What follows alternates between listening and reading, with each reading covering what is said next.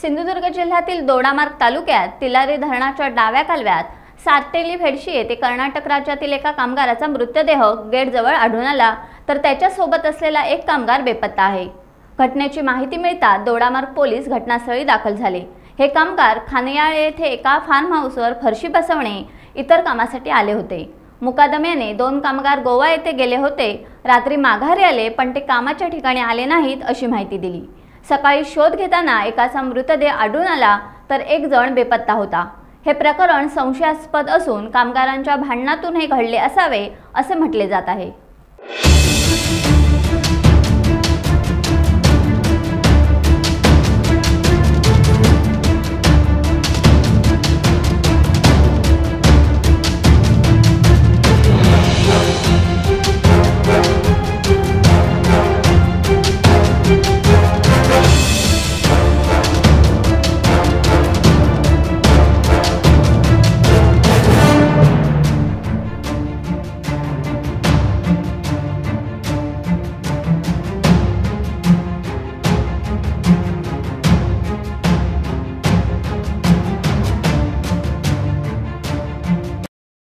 Times डिजिटलला like करा, share करा, subscribe करा आणि बेल आयकॉन दाबायला विसरू नका।